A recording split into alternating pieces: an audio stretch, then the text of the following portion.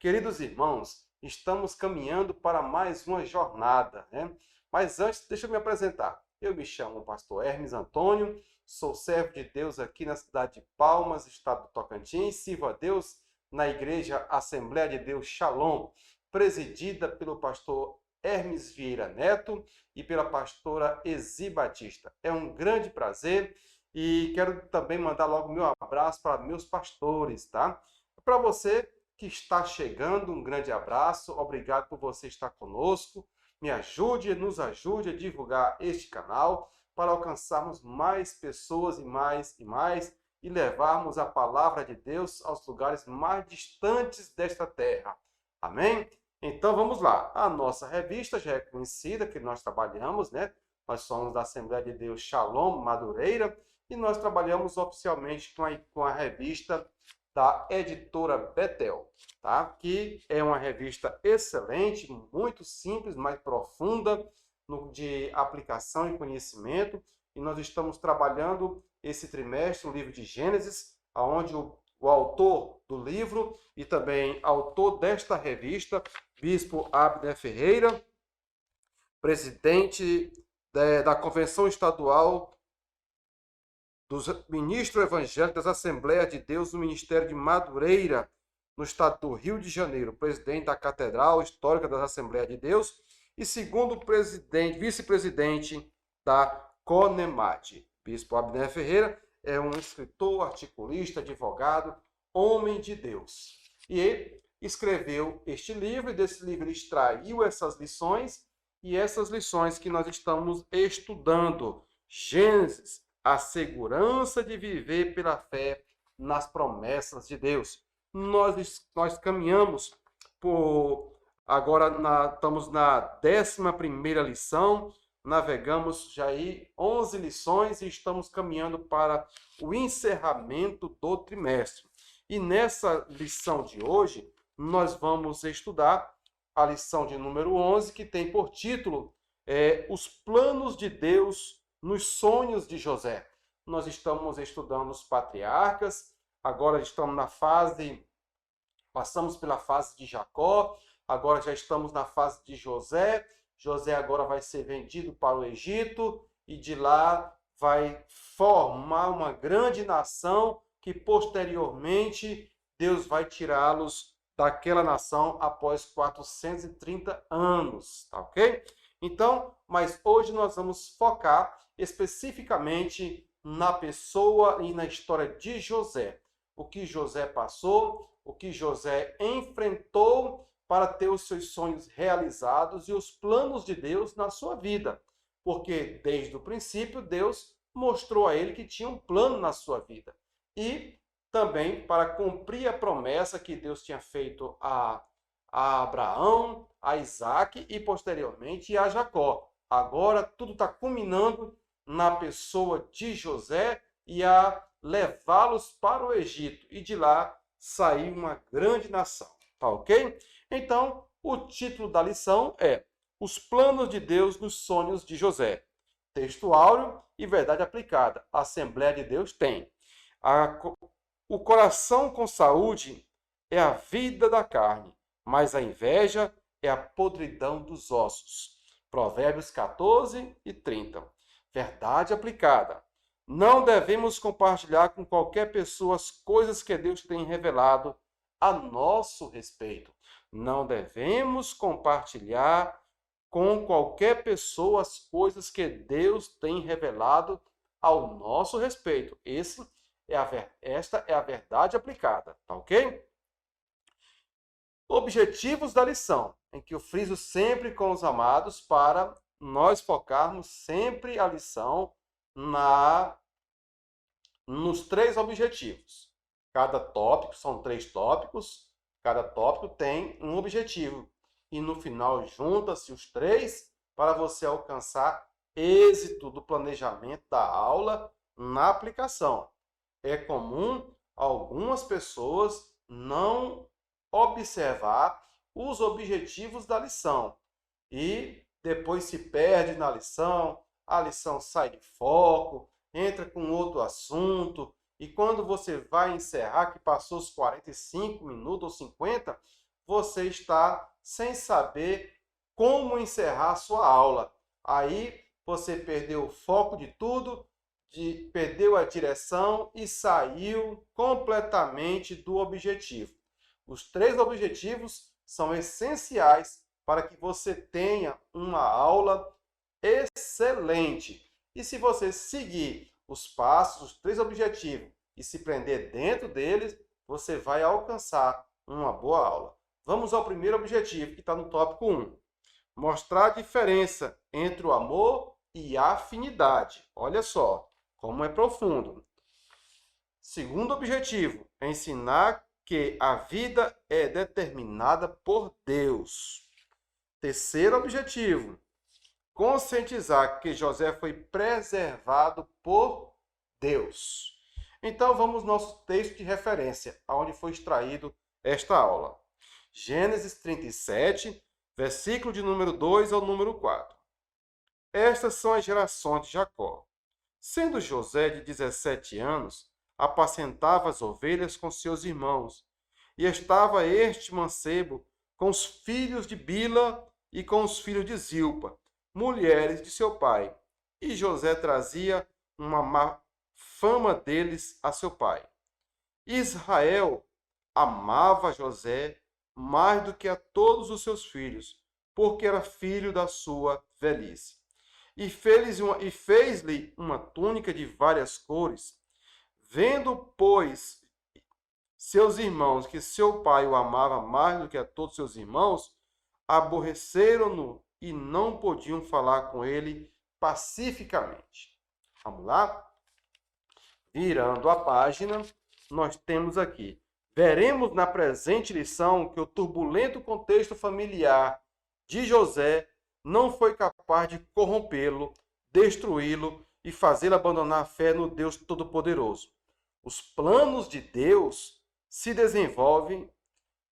continuam se desenvolvendo, mesmo lidando com seres humanos falhos, débeis e imperfeitos. Ora, os planos de Deus não podem ser frustrados. Os planos de Deus não podem ser frustrados pela força humana, pelo querer humano. Os planos de Deus, eles vão se realizar em minha e na nossa vida, na sua vida.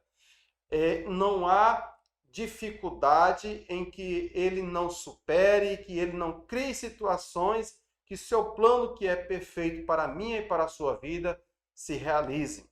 Aqui, José vivendo em um contexto familiar completamente conturbado. Um pai que tinha um passado cheio de temores, cheio de lutas externas e lutas internas.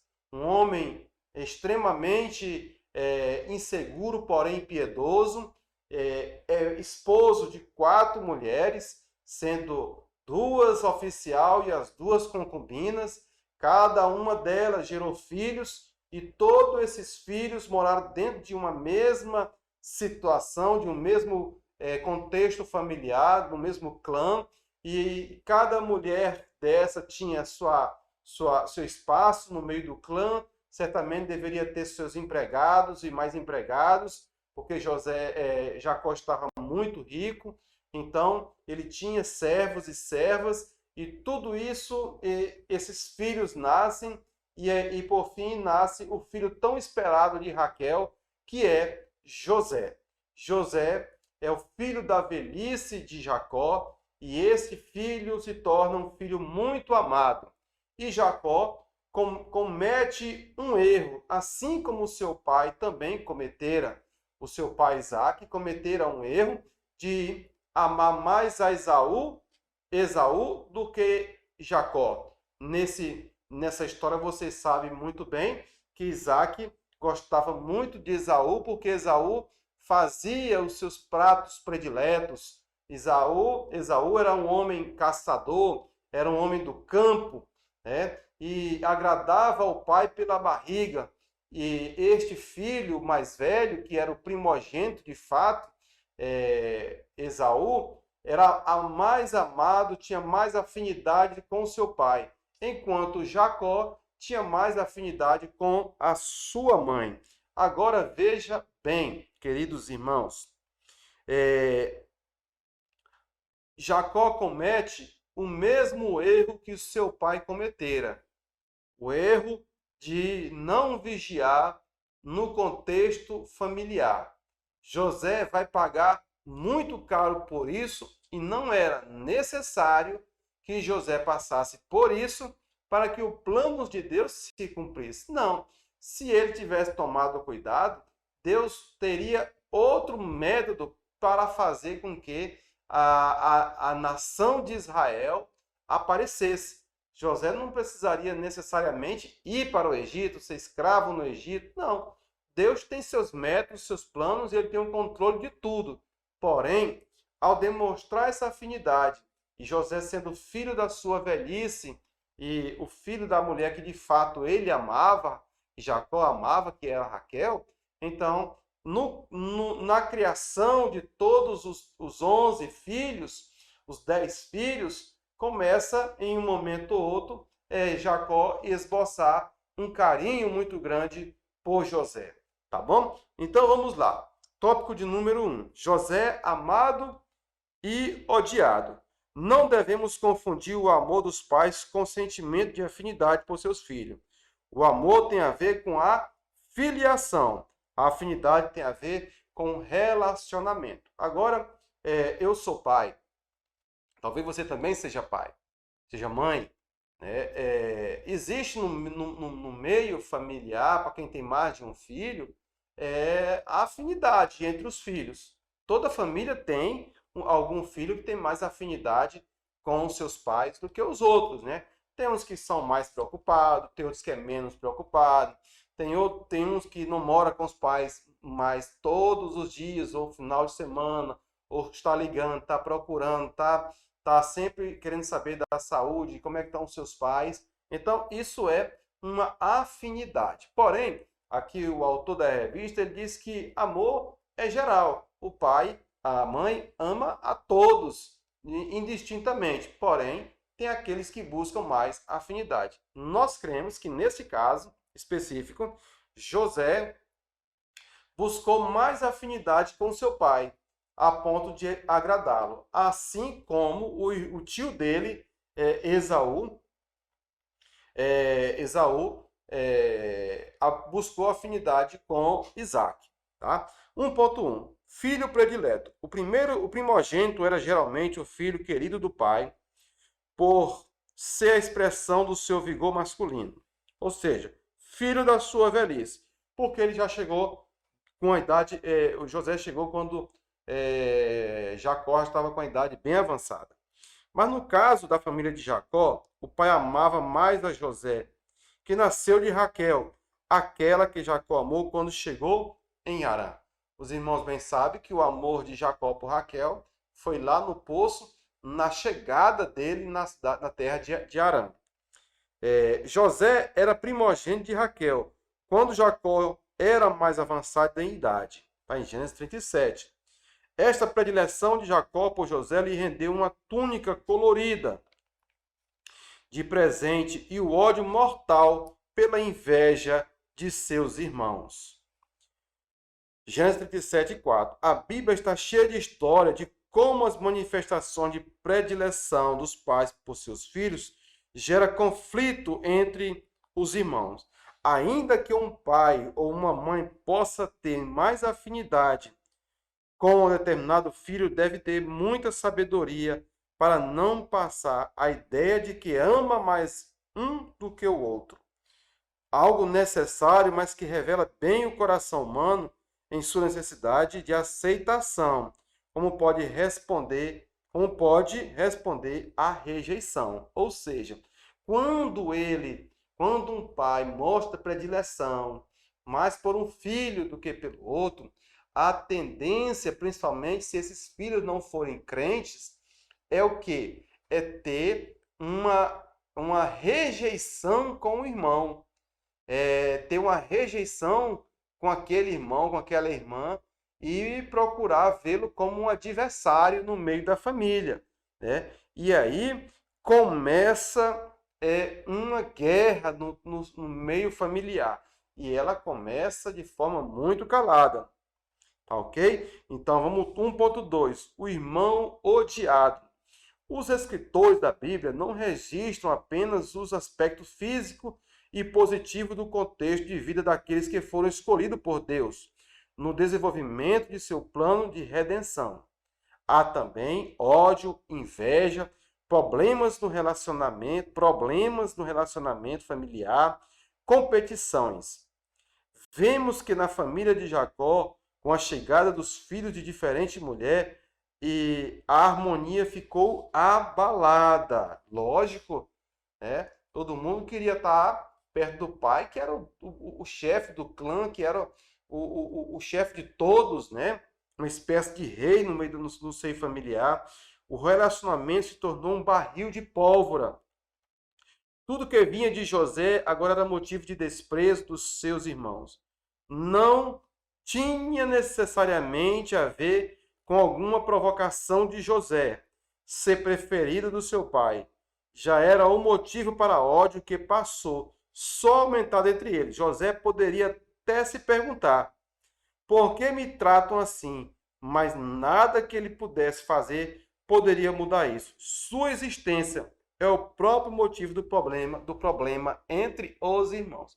Mas eu quero lhe chamar a atenção bem aqui para a nossa leitura aqui do texto de referência. Ora, veja o que diz aqui Gênesis 37, versículo 2. Estas são as gerações de Jacó. Sendo José de 17 anos, primeiro, adolescente, apacentava as ovelhas com os seus irmãos. E estava este mancebo com os filhos de Bila e com os filhos de Zilpa. Quem são eles? São de Zilpa, Gade e Assé. De Zilpa, Gade e Assé. E de Bila, Dan e Naftali. Tá ok? Estava lá. Dan e Naftali, Gade e Assé estava com eles. Mulheres de seu pai. E José trazia uma má fama deles a seu pai. Ou seja, pela inexperiência, tudo o que acontecia no campo, José contava para Jacó. Tudo o que acontecia no campo, José passava para o pai. E o pai certamente ouvia as conversas de José, que, na verdade, era uma fofoca, né? Ele trazia uma má fama dos irmãos, né? Como quem diz assim: pai, morreu um bezerro, morreu uma cabra, eles não cuidaram, o animal está doente, Dan e Assé não fizeram nada por isso, né? Dan, Naftali, Gade, Assé não estão nem aí para esse negócio, pai. Então o pai ficava sabendo o que estava se passando no campo e ele levava essas conversas para seu pai. Uma falta notória de vigilância da parte de José. Mas não é porque ele era um adolescente que também vamos passar a mão na cabeça. Apesar de ser adolescente, todo mundo sabe que fazer fuxico, levar histórias, não é correto, não é bom. Até a forma como ele contava para o pai, sei lá como, né? Não sabemos como, mas a Bíblia diz aqui que era uma má fama. Então os irmãos já ficavam enfurecidos com aquilo, né? Ficavam enfurecidos com aquele negócio. E isso só causava mais racha e rixas, né? E rejeição da parte dos irmãos. Aqui, pelo que nós vemos, Gade e Assé, Dan e Naftali já não tinha muita paixão por ele, não. Porque eles trabalhavam no campo e José é o que levava certamente a comida, trazia a comida, e nessa ida e vinda, José trazia as notícias para seu pai e não trazia notícias boas. Até quando você vai fazer uma conversa, você tem que prestar atenção na forma como você fala. Às vezes, até uma expressão do falar ou gestual, você pode passar uma história que é positiva como negativa. E aí depois você fica na berlinda como fofoqueiro, como uma pessoa que está levando e trazendo. Então, nós temos que vigiar. A palavra de Deus nos manda orar e vigiar. Então, a oração é fundamental, mas a vigilância é essencial. Tá ok? Um sonho intimidador. Tudo bem, já tinha um clima muito pesado. O rapaz não consegue observar essas coisas, né? Eu acho que falta de malícia da parte dele, né? E também da parte de Jacó, porque não soube fazer a gestão dos sonhos, porque o irmão contava, né? Ele diz o seguinte: José teve um sonho que veio a piorar ainda mais a situação. Imaturo para a vida, ingênuo em relação à maldade humana. Ou seja, ele não percebia que as histórias que ele contava, ele estava, na verdade, era causando uma inveja na pessoa, nos irmãos. Ele estava causando uma provocação nos irmãos. E isso só piorava a situação. Contou o que viu, Gênesis 37, 5. É possível que José, até este momento, não tivesse sabedoria para discernir o que Deus estava revelando para ele nos sonhos. Mas seus irmãos, sim, já desconfiados sobre o futuro do clã, deduziram com rapidez o que aqueles sonhos poderiam significar. Olha só. Nos sonhos, os feixes de trigo dos seus irmãos se dobravam diante do feixe de trigo de José. Esse foi o primeiro sonho, tá? O sonho do feixe de trigo, tá? Vou botar aqui do lado, ó, o primeiro sonho. Então, aqui já está muito claro. Os feixes se dobravam diante de José. Então, os irmãos já deduziram. Olha, nós vamos nos dobrar diante de José, mas José é o mais novo, José é o menino. Não tem condição disso acontecer. Então, isso já deixava eles enfurecidos. Não há como saber se os irmãos de José interpretavam o sonho como sendo um desígnio de Deus. É mais provável que pensasse ser um desejo de José ser o líder da família. Então, ele dizia, olha, nosso Deus não tem falando isso com ele, não. Isso é coisa da cabeça dele. Ele está esboçando, como ele é o queridinho do papai, ele já está querendo mostrar que quer reinar sobre nós, né? Porém, esta relação despretensiosa, essa revelação despretensiosa, porém intimidadora, gerou um antagonismo, ou seja, uma oposição na vida de José. Olha, primeiro eu quero lhe dar alguns toques aqui, como que você lida com a imaturidade sua e dos outros. Vamos começar por nós. Nem tudo nós devemos falar, nem para amigos. Nem tudo devemos falar, até mesmo dentro de casa. Tem coisas que você tem que guardar para si.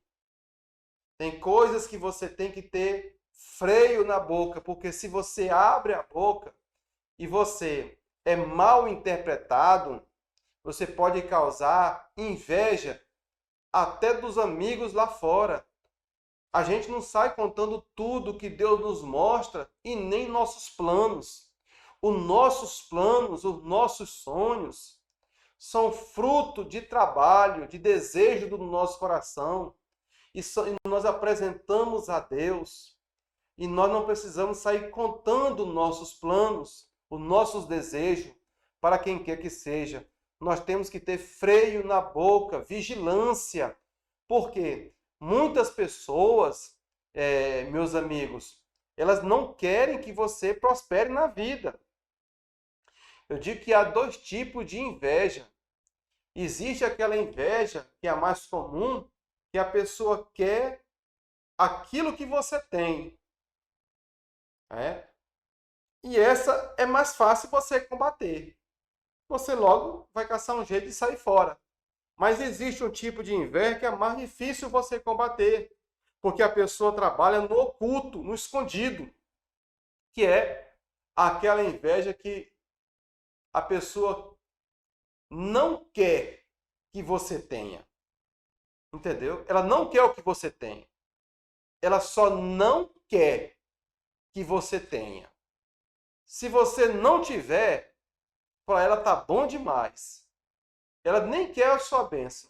Ela nem quer o seu carro, ela nem quer sua mulher, ela não quer seus negócios, não quer nada seu. Ela só quer que você não tenha. Esse tipo de inveja é o tipo de inveja mais perigoso que tem. E esse tipo de inveja, se a gente percebe que uma pessoa ela tem esse desejo, essa inveja da gente, e é muito fácil você perceber que uma pessoa tem esse antagonismo, esse desejo de que você não prospere. Quer ver um exemplo? Conte seu sonho para alguém e veja se ele se alegra com o seu sonho. Conte o seu sonho para alguém e veja como ele vai reagir. Se ele vai lhe apoiar ou se ele não vai lhe apoiar. Qual é a reação dele, se é positiva ou se é negativa. Muitas pessoas já desistiram de ser empreendedores, de montar negócio, de estudar, de fazer uma viagem, porque ele contou para alguém e esse alguém botou gosto ruim na história. Porque tem gente que é igual barata, bota gosto ruim. Não come, mas bota gosto ruim. Entendeu? Então você tem que vigiar quando vai conversar e selecionar as pessoas que você quer conversar, os seus planos, os seus sonhos, para que você não fique frustrado ou aquela pessoa vá por detrás e puxe seu tapete ou simplesmente coloque dificuldade e na sua cabeça e lhe tire de tempo, lhe tire de situação, lhe tire do caminho que você quer trilhar. Eu tenho certeza que em algum momento da sua vida você já lidou com pessoas invejosas. E pessoas invejosas, a gente tem que vigiar com elas e estar distante delas, que são pessoas extremamente negativas, fracassados, que não trabalham e não quer que os outros vão para frente, que o outro vá para frente, que os outros não, os seus amigos mais chegados não prosperem, que eles sim. Então, esse tipo de inveja é um tipo de inveja muito perigoso. E o outro tipo, o primeiro, é aquele que quer que você não tenha, que é o que você tem. Ele quer tudo que você tem, ele quer. Ele vai fazer de tudo para conquistar o que você tem. Então, esse tipo de pessoa, quando ele deseja, você que é mulher, te vê numa roupa, deseja uma roupa sua, deseja um objeto seu, deseja, quem sabe, até seu namorado, seu marido, esse tipo de pessoa você tem que cortar do seu ciclo de amizade imediatamente. Vamos lá. Andando para frente. Sonhos que parecem se tornar pesadelos. Olha só. O primeiro sonho, você lembra bem, está aqui no tópico 1, que foi o sonho dos feixes, né? Os feixes que se curvavam diante do feixe de José. A infantilidade pode nos fazer determinar supersticiosamente a vida por sonhos bons e maus. Mas para quem crê em Deus, sabe que a vida não é determinada por sonhos, mas por Deus. Vamos lá. Vamos ler aqui primeiro. Sonhos de José, desejo pessoal ou revelação de Deus? É muito comum popular ouvir pregadores falando de todas as questões do sonho de José, como se os sonhos fossem desejo do seu coração. Desejo de viver e realizar coisas. A narrativa do texto bíblico não fala nem insinua nada disso. Pregadores chegam a usar frases de efeito baseado nesta ideia, dizendo: não desista dos seus sonhos. Mas a verdade é que os sonhos de José não eram fruto da ambição humana, mas sim revelação dos planos de Deus quanto ao futuro da família. Ora, tem sonhos, irmãos, que nós temos e quando nós, por exemplo, desejamos algo, comprar um carro novo, comprar uma casa, fazer uma viagem, comprar um celular novo, Esse é o instinto de aquisição. Os instintos, eles estão na nossa alma. É natural você ter instinto de aquisição, mas é antinatural você usar o instinto de aquisição para desejar o que é do outro. E o instinto de aquisição, ele é bom, ele é natural do ser humano. Por quê? É ele quem nos faz ir atrás das conquistas. É o instinto de aquisição. Se o instinto sexual nos faz procriar e buscar o sexo, se o instinto de fome nos faz comer, se o cansaço, o instinto é um instinto e eu vou procurar descansar, o instinto de adquirir coisas também é benéfico. Porém, nem tudo que é um instinto de aquisição é, na realidade, um sonho. Muitas pessoas sonham com coisas maiores e que não são materiais, né? E nem todo sonho também é um sonho de ambição. Não, não é. Tem sonhos que Deus nos revela que não está nem no nosso querer e nem está no nosso controle. Tem sonhos que nós sonhamos assim, no que eu estou me referindo ao desejo de conquista, de aquisição, que também não é da vontade de Deus, né? Quem é que nunca fez uma conta ou comprou algum objeto que, por instinto, e de fato a coisa não prestou, o objeto não prestou? E eu não consigo ver Deus naquilo, mas sim um instinto meu, do meu coração, do meu desejo, né, de querer aquilo. Porém, no caso aqui de José, especificamente, ele não desejava, a gente não consegue ver nos escritos, não consegue identificar esse desejo em José dele querer ser o chefe do clã, ou dele querer ser o governador do Egito. Não. A imaturidade dele nem dava para compreender o que era de fato estava acontecendo. E ele contava os sonhos como quem quisesse uma explicação. Você, por exemplo, já teve algum sonho, um sonho mesmo, que você sonhou e você não compreendeu e pediu para alguém te explicar o que era aquilo? Eu já tive vários sonhos que eu não compreendi à primeira mão o que era que Deus estava falando naquele sonho, ou que ele simbolizava para mim. Também já tive muitos sonhos que, na verdade, dormindo não era sonho, era um pesadelo. Quando eu durmo de barriga cheia, e é natural que isso aconteça com qualquer pessoa. Porém, tem sonhos que nós sonhamos enquanto dormimos, que o nosso Deus fala conosco e nos avisa e nos prepara para uma situação, e ele mostra primeiro para nós buscarmos ali uma interpretação, ou quem sabe de cara já conseguimos compreender o que Deus está falando naquele sonho. No caso aqui de José, o bispo Abner Ferreira está dizendo o seguinte, que a narrativa do texto bíblico não fala, nem insinua nada disso, que José tinha esse sonho de ser governador. Não, ele não sonhou ser governador. Foi uma circunstância que levou ele para o Egito.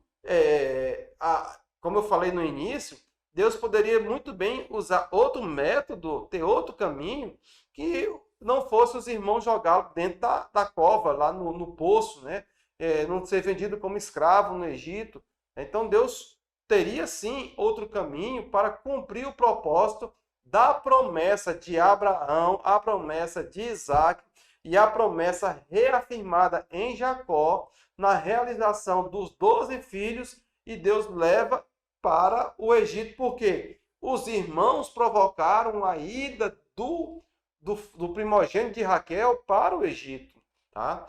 Então, muitos sonhos que você tem e desejos, talvez não sejam desejos de Deus para a sua vida.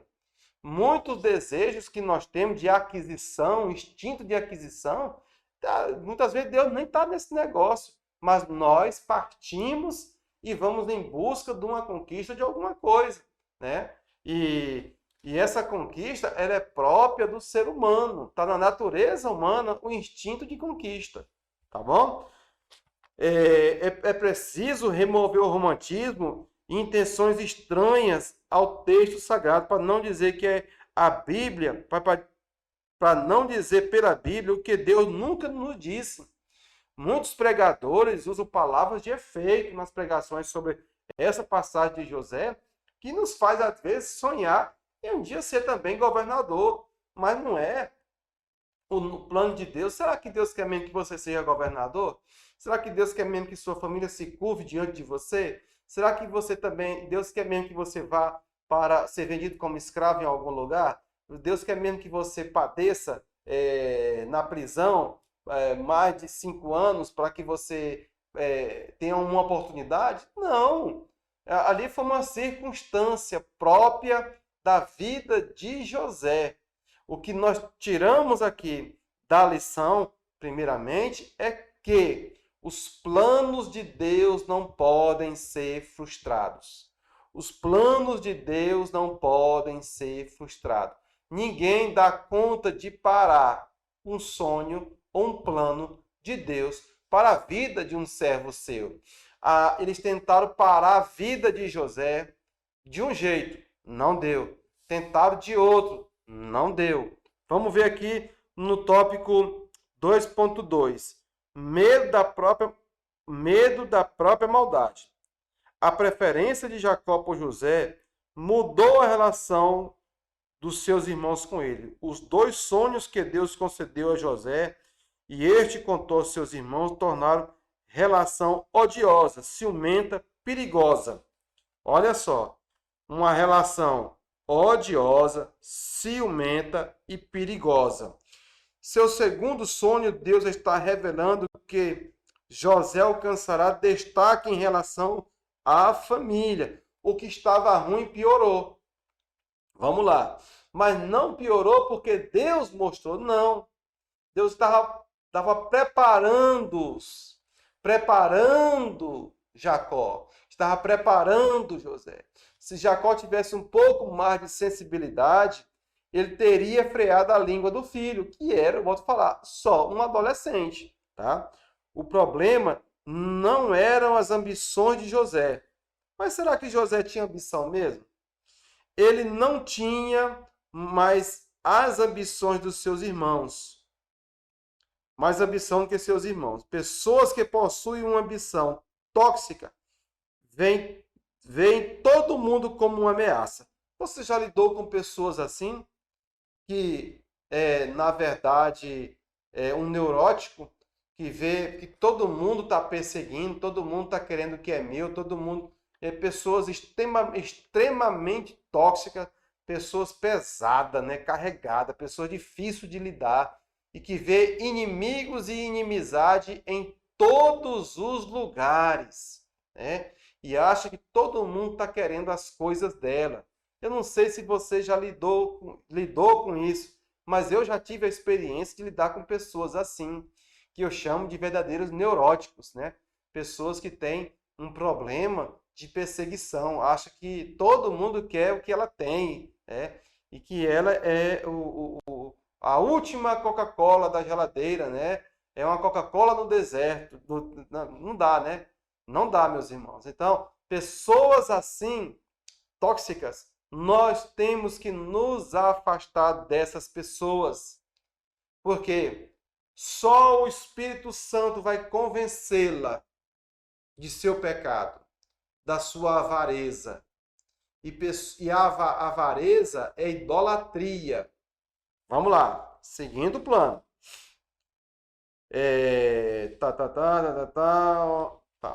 2.3.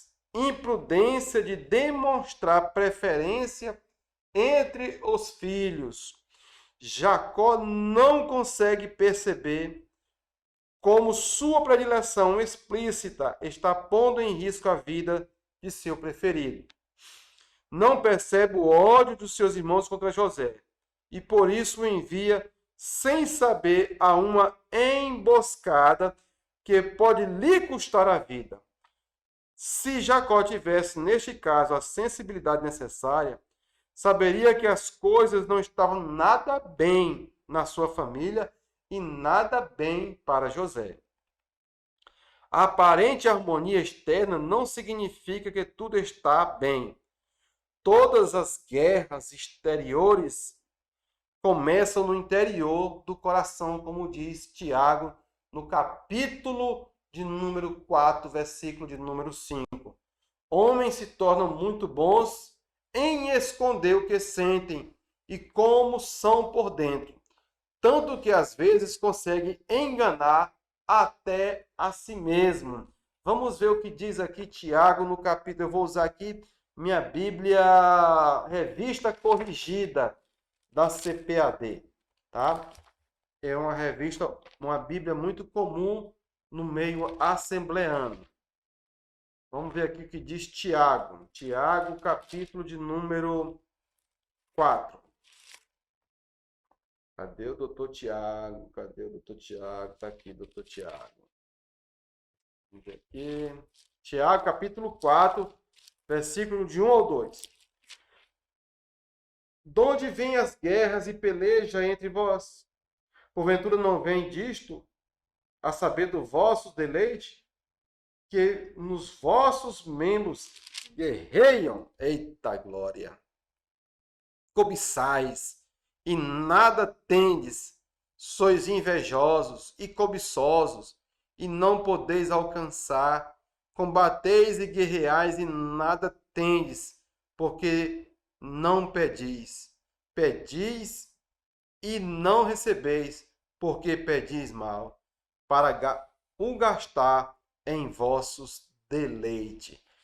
Tiago, capítulo de número 4, versículo de número 1 ao 3. Então, aqui, nesse contexto familiar de guerra e de oposição ao membro da família, primeiro começou com o pai na insensibilidade de perceber que, ao demonstrar um certo favoritismo por um filho, estava provocando a ira dos outros filhos.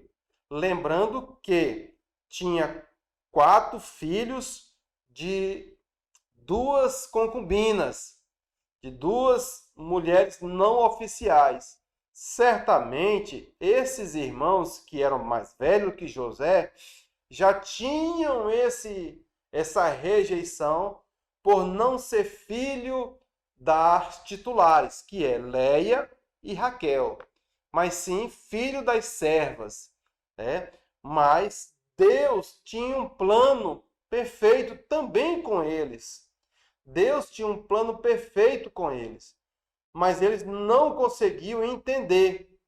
Eles não conseguiam entender. Eu penso que Jacó não ensinou a todos como Abraão ensinou Isaac, como Isaac ensinou o próprio Esaú e Jacó, acerca do Deus Todo-Poderoso, do grande Yahvé. Então, eles não tinham esse temor e nem essa sensibilidade em relação aos planos de Deus. Porém, aparece agora no contexto um irmão mais velho, o primogênito, filho de Leia, Rúben. Rúben, quando vê a situação, ele toma controle da situação. Quando Jacó manda José e vê como é que os irmãos estavam e trazer notícia, olha só o perigo que Jacó colocava José, sendo o fiscal dos irmãos mais velhos. O mais novo ia fiscalizar os mais velhos. Olha o perigo que José estava, em que já o próprio pai o colocou por falta de sensibilidade, um tato. Ele poderia colocar o irmão mais velho para fazer esse serviço, não era mais correto? Mas não, ele colocou o mais novo. E no caminho de casa até onde eles estavam, em Siquém, José se perde. Quando ele chega em Siquém, o rebanho já não está mais lá.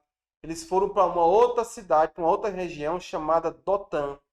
Mas ia passando um viajante e José, e ele pergunta o que José procurava. Ele diz: eu procuro meus irmãos.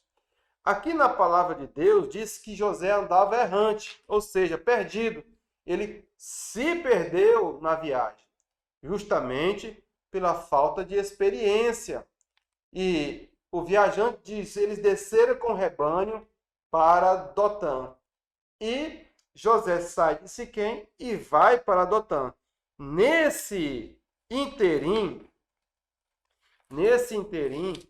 e eles avistam José. Vamos ver aqui o que diz o 37:12. Gênesis 37:12. Eis, e seus irmãos foram apacentar o rebanho de seu pai junto de Siquém. Disse, pois, Israel a José: não apacientam teus rebanhos, não apacienta teus irmãos junto a Siquém, de Siquém? Vem, enviar-te-ei a eles. E ele lhe disse: eis-me aqui. E ele disse: ora, vai e vê como estão teus irmãos e como está o rebanho. Olha só o perigo da missão. O caçula fazer. Olha o perigo da missão. Por mais novo, o caçula vai ser, na nossa linguagem, o caçula vai ser Benjamim. Mas o mais novo. Assim enviou do vale de Hebrom, e José veio a Siquém. E achou um varão, porque ele andava errado pelo caminho, se perdeu. E perguntou-lhe o varão, dizendo: que procuras? E ele disse: procuro meus irmãos. Diz-me, peço-te, onde eles apacientam? E disse aquele varão: foram-se daqui, porque ouvi-lhe dizer: vamos a Dotã. José, pois, seguiu seus irmãos e os achou em Dotã. E viram-no de longe, e antes que chegasse a ele, conspiraram contra ele para o matarem. E disseram uns aos outros: eis lá vem o sonhador Mo, ou seja, o chefe dos sonhadores. Vinde, pois, agora, e matemo-lo e lancemo-lo nesta cova. Diremos: uma besta fera o comeu. Veremos que será dos seus sonhos. E ouvindo Rubem, livrou das suas mãos e disse: não lhe tiremos a vida. Também lhe disse Rubem: não derrameis sangue, lançai-o nesta cova que está no deserto, e não lanceis mãos nele, para livrá-lo das suas mãos, para torná-la a seu pai. E aconteceu que, chegando José a seus irmãos, tiraram a José sua túnica, a túnica de várias cores que trazia, que seu pai tinha feito e dado a ele na presença dos seus irmãos. E tomaram-no e lançaram-no na cova. Porém, a cova estava vazia, não havia água nela. Depois assentaram-se a comer pão, e levantaram os olhos e olharam, e eis que uma companhia de ismaelita vinha de Gileade, e seus camelos traziam especiarias, bálsamo, mirra, e iam levar isso ao Egito. Então Judá disse aos seus irmãos: que proveito haverá em que matemos o nosso irmão? Escondamos a sua morte? Vinde, vendemo-lo a estes ismaelitas, e não seja nossa mão sobre ele, porque ele é o nosso irmão, nossa carne. E seus irmãos obedeceram a Judá. Passando, pois, os mercadores medianitas, tiraram e lançaram José da cova e venderam José por 20 moedas de prata aos ismaelitas, os quais levaram José ao Egito. Essa é a forma como José foi parar no Egito. Rubem foi o primeiro que levantou a voz para não matar ele.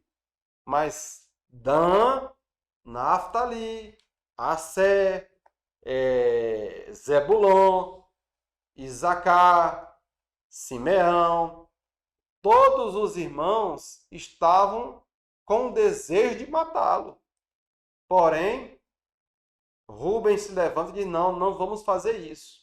Aí, eu lhe pergunto, Deus tinha ou não tinha um plano na vida de José ou para aquela família?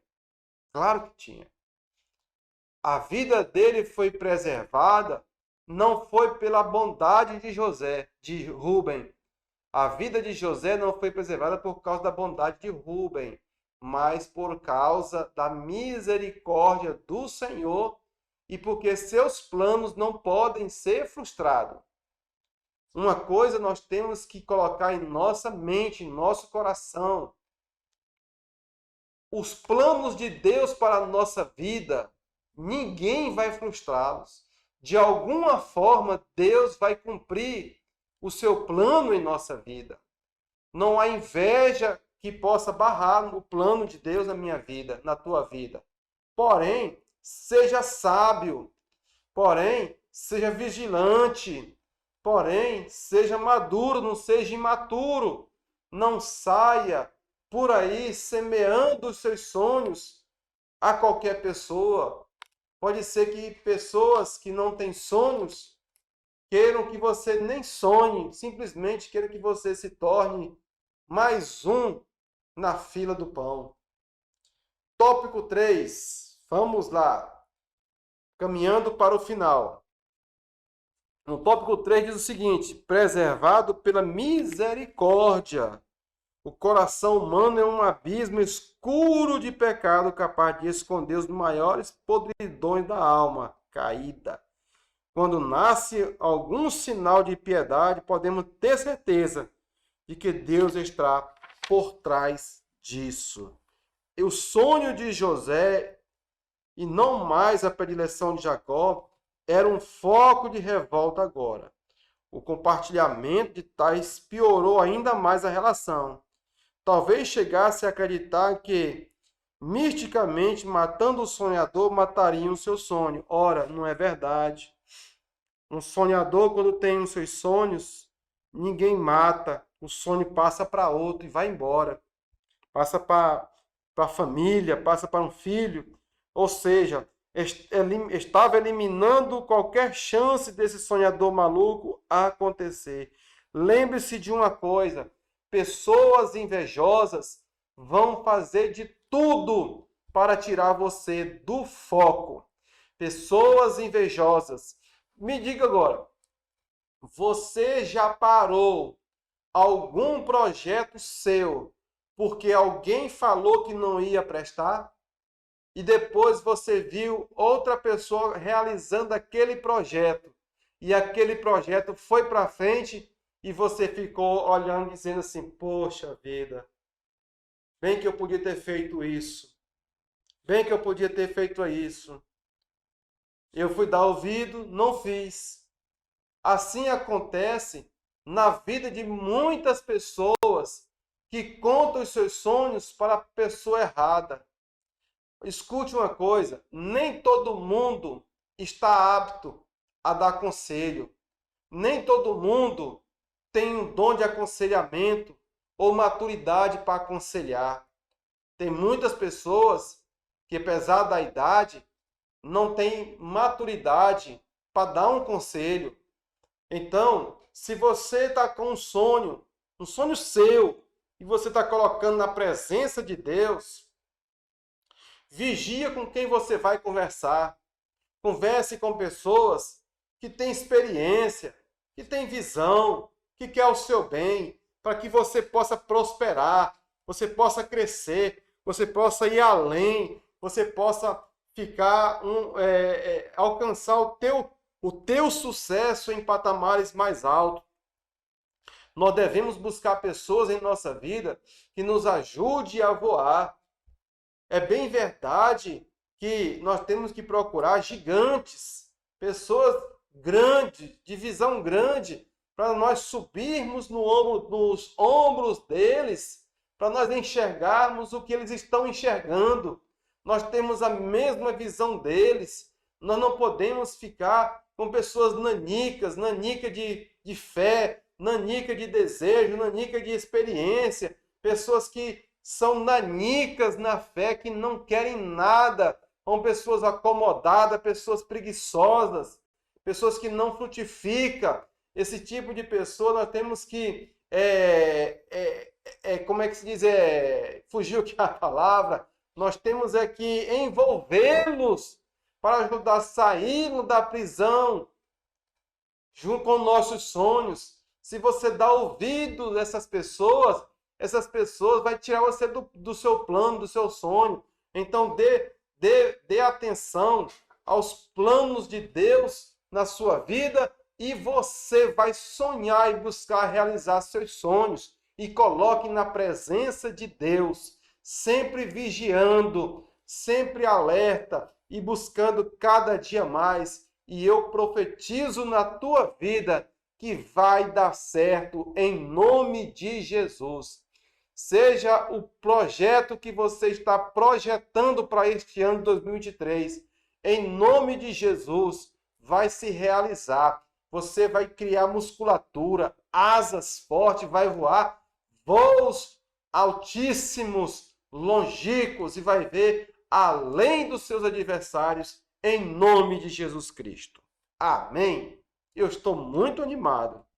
Vamos atrás dos nossos sonhos e nossos planos.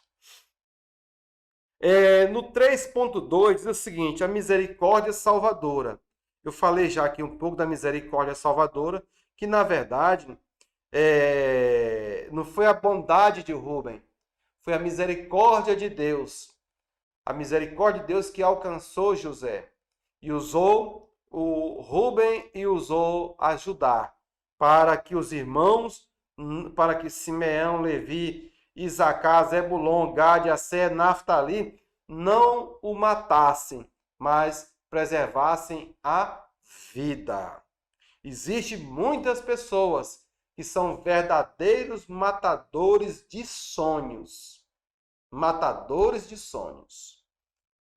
Mas o que vemos nesse parênteses não é simplesmente a misericórdia de Rubem, irmão de José, mas de Deus em protegê-lo a vida. Caso Deus deixasse o corrupto coração humano seguir seu plano, de fato as intenções malignas se concretizariam em ações de destruição.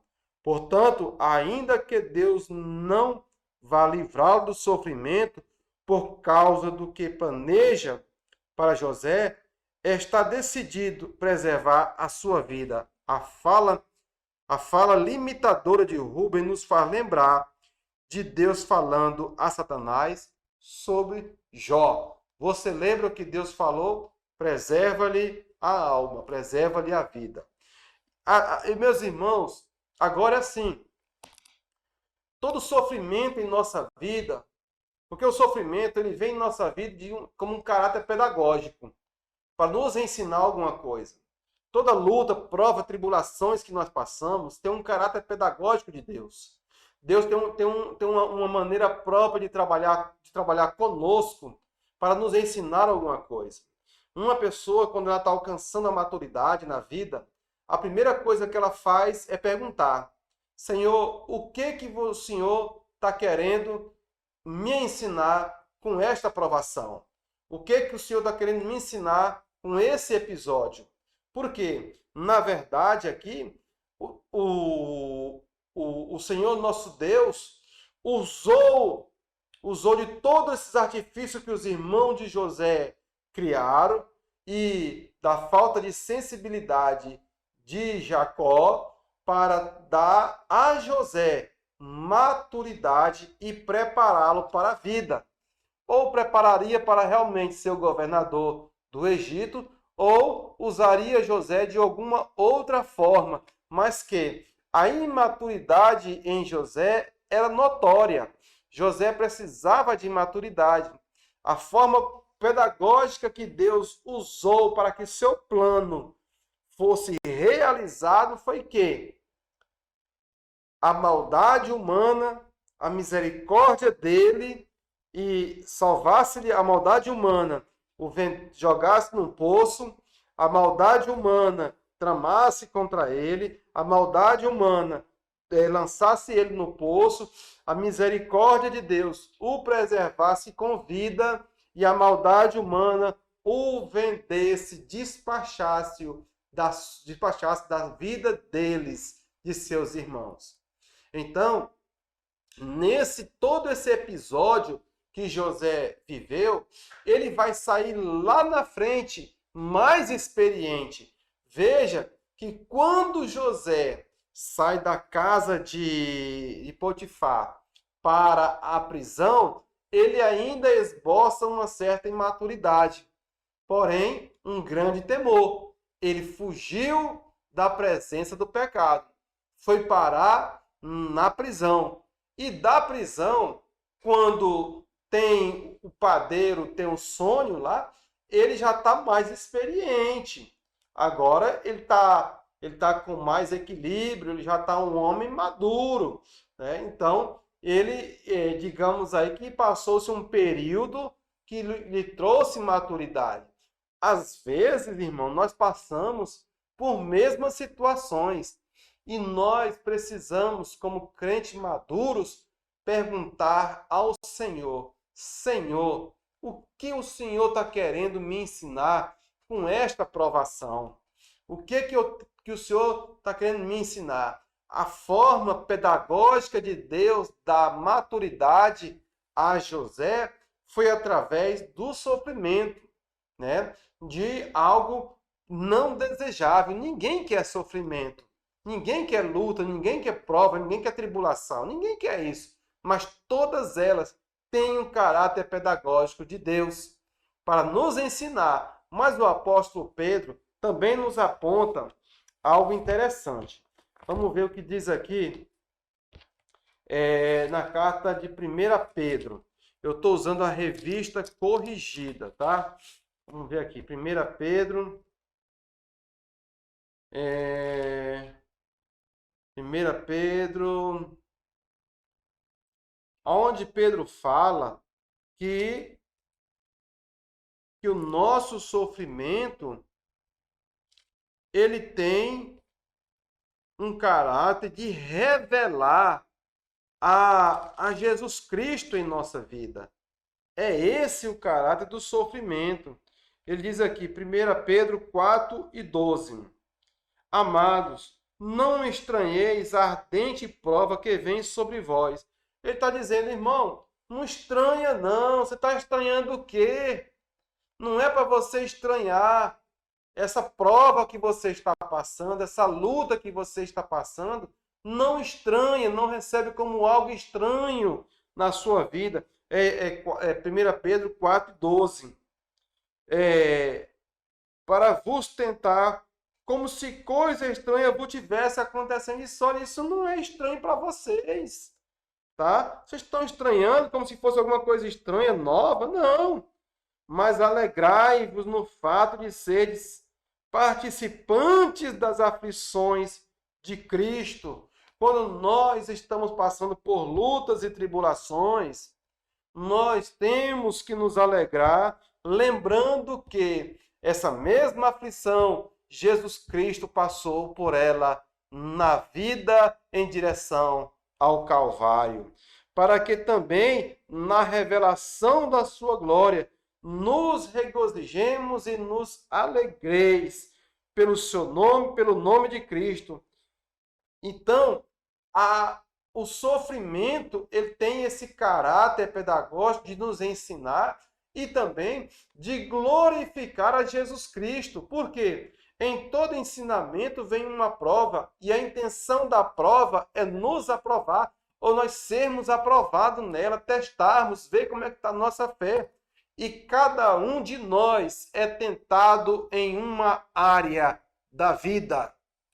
Cada um de nós. é tentado em uma ou mais áreas da vida. E sempre que nós somos tentados ou passamos por provas nessas áreas de nossa vida, nós precisamos entender que Deus está falando conosco e nos ensinando numa forma pedagógica do próprio Deus. E no fim, glorificar o nome de Jesus Cristo, nosso Senhor, em minha vida, na sua vida. Portanto, como diz o apóstolo Pedro, não me estranhe esse sofrimento, esta luta, esta prova. Não receba isso de forma estranha, não se maldiga, não fique se maldizendo, tá? Não receba com tristeza, receba com alegria. Diz, Senhor, eu vou aprender, Senhor, eu vou corrigir, Senhor, eu vou sim, Senhor, eu te amo, eu te quero, independente das circunstâncias, porque ao final Ele vai te exaltar. Ele vai te exaltar, porque lá no final da prova, Ele vai nos dar a vitória e a exaltação sobre aquele problema. E é muito bom quando nós encontramos uma pessoa com um problema em que nós dizemos para ela, poxa, eu já passei por isso.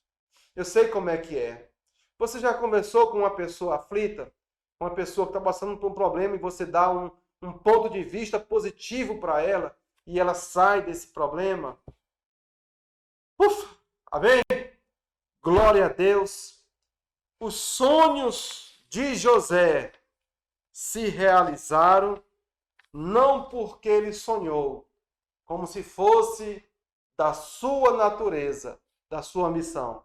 Se realizou porque Deus tinha um plano para cumprir na vida de Abraão, na vida de Isaac, na vida de Jacó e na própria vida de José. Mostrei a diferença entre amor e afinidade. Ensinei que a vida é determinada por Deus. Conscientizei que José foi preservado por Deus. Veja, o tópico, os objetivos da lição tem 3 verbos: mostrar, ensinar e conscientizar. Então, ao final desta aula, tudo que eu tenho para lhe dizer é que você tenha consciência de uma coisa: Deus tem um plano na sua vida e ele não será frustrado por ninguém. Ninguém pode parar os planos de Deus. José, como exemplo para a nossa vida, passou por muitas lutas, muitas provações para alcançar maturidade, para alcançar equilíbrio, para estar pronto para realizar um grande projeto de Deus na sua vida e na vida daqueles que o rodeavam. Muito obrigado por esta rica oportunidade de compartilhar com você a palavra de Deus. Eu não tenho muito, mas o pouco que eu tenho eu te ofereço e de graça. Não se esqueça de se inscrever no canal, se possível, dá aquele like e compartilhe. Avise a mais pessoas que estamos por aqui pregando a palavra de Deus. Deus te abençoe. Até a próxima, se Deus assim permitir. Tenha uma boa aula domingo, em nome de Jesus.